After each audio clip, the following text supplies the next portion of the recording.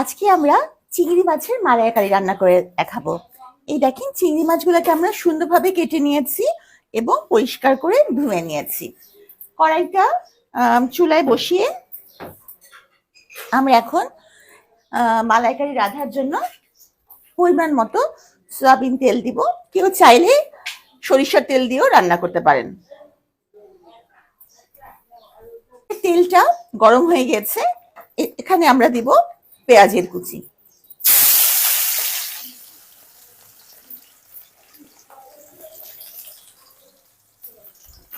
এরপর লাল হয়ে যাওয়া পর্যন্ত নাড়াচাড়া করব। পেঁয়াজের কুচিটা দিয়ে কিন্তু আমরা এলাচ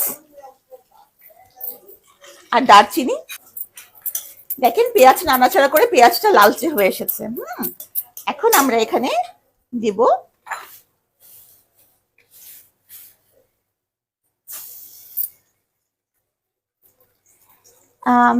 পেঁয়াজ আর রসুনের পেস্ট একসাথে করা, এটা আমরা 2 চামচ দিলাম।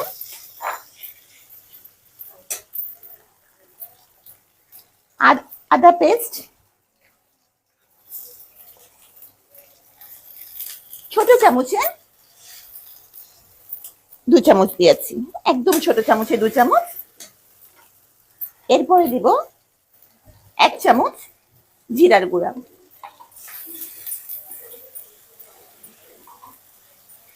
নাড়তেই থাকবো। 1 চামচ হলুদ, সেই সাথে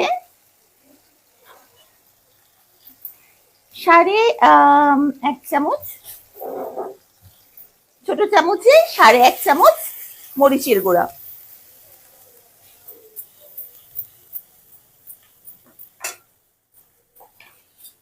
এবং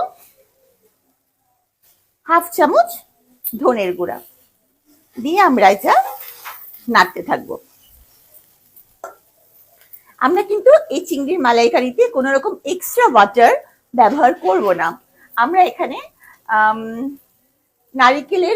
নারিকেলটা পেস্ট করে নিয়েছি, ব্লেন্ডারে প্রেস করেছি এটা, তো এটাই দিব। তো এখন যেহেতু এটা মশলাটা পুড়ে না যায়, এজন্য আমরা একটু নারিকেলের পেস্ট এখানে এখনই দিয়ে দিচ্ছি, বাকিটা আমরা পরে দেব।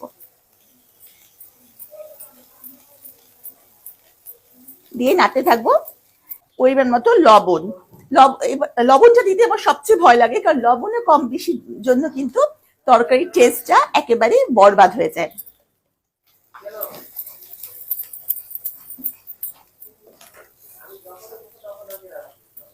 এবার আমরা দেব আমাদের এই প্রিপেয়ার করা গলদা চিংড়িগুলো।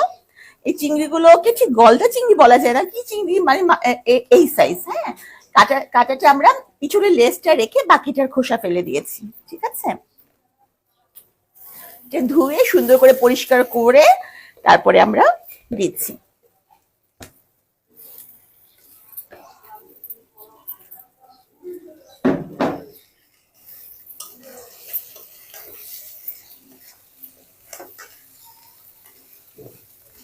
চিংড়ি অনেকে ভেজে নেয়, আমি চিংড়ি ভেজে নেই না, কারণ চিংড়িতে যত বেশি তাপ লাগবে চিংড়ি কিন্তু ততই শক্ত হয়ে যায়। তো চিংড়ি আমি আগে থেকে ভেজে নিই না। আপনারা দেখেন চিংড়িটা কষিয়ে নিচ্ছি।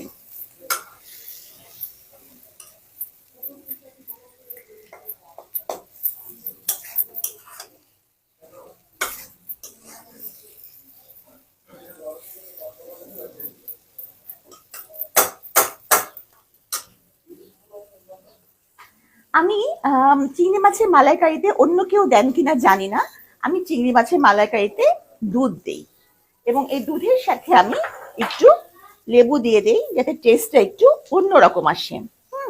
এটা আমি সবসময় করি এবং আমি সবসময় এটা ভালো একটা রেজাল্ট পেয়েছি, টেস্টটা অনেক মজা আসে।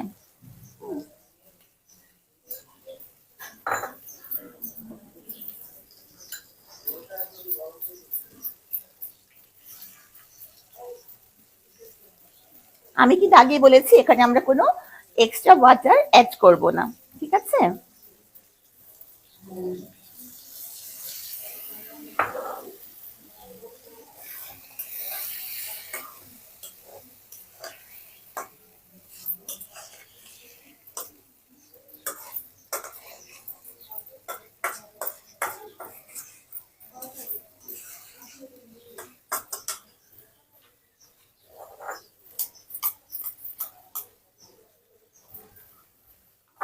বাকি নারকেলের পেস্টটা দুধের সাথে, লেবু মিশ্রিত দুধের সাথে আমরা দিয়ে দিলাম।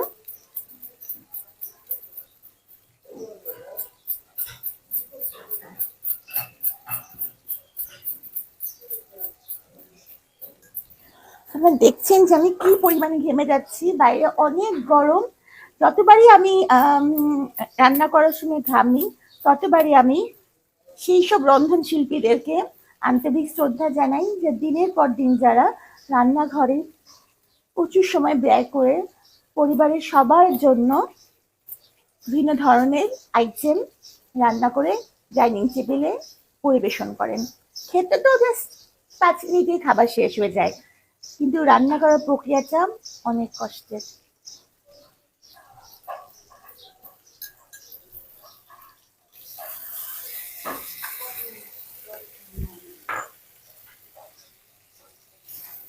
দেখুন কি সুন্দর একটা রং এসেছে। চুলের জালটা আমি একটু কমিয়ে দিচ্ছি।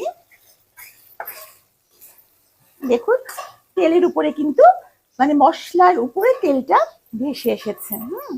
দেখুন অনেক সুন্দর একটা কালার এসেছে। এবার আমি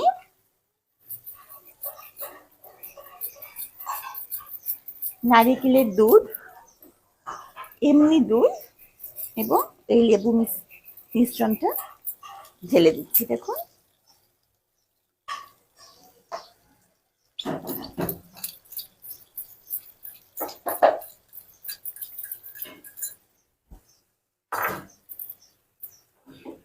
আমরা এই পর্যায়ে কতগুলো কাঁচা মরিচ হাতে ভেঙে দিয়ে দিচ্ছি। হ্যাঁ, এই হাত কিন্তু ভুলেও আবার চোখে লাগানো যাবে না।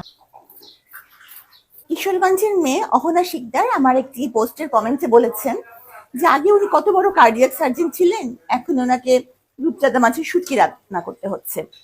তা আমি অহনাকে বলতে চাই, অহনা আমরা খুব সাধারণ পরিবারের মেয়ে। আমার মাকে আমি 2 বেলা রান্না করতে দেখেছি হরেক রকম পদ।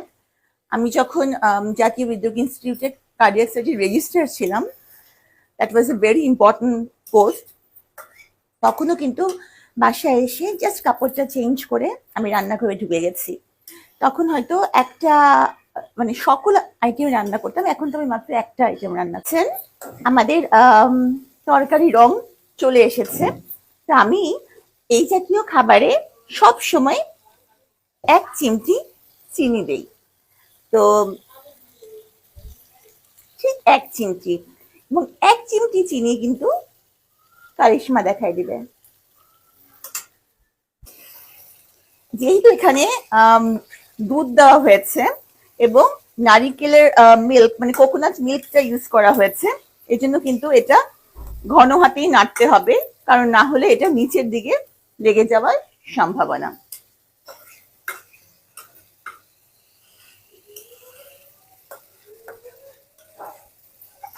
আমি যখন এটা রান্না করি তখন আমি কখনো এখান থেকে যাই না, রান্নার এতে থাকতে থাকি।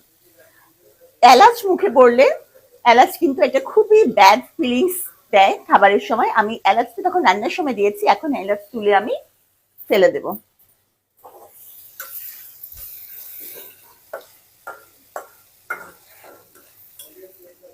চুলা কমিয়ে দিচ্ছি, একদম কম। এখন যে যেভাবে খেতে চান সেইভাবে এটার ঝোলের পরিমাণটা সেভাবে রাখতে হবে। দেখতেই পাচ্ছেন এই সামান্য একটু চিংড়ি রান্না করতে গিয়ে আমি কি পরিমাণ ঘেমে গেছি। তাহলে যদি ডাল, ভাত, মাংস, ভাজি, শাক, ভর্তা এগুলো তৈরি করতে হতো, এবং যাদের হয় তাদের কি পরিমাণ কষ্ট হয়। দেখুন কি সুন্দর একটা রং এসেছে এবং তেলটা পুরোপুরি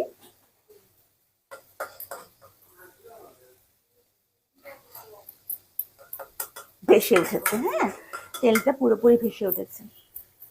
এখন নামানোর আগে আমি জাস্ট একটু লবণটা চেক করব।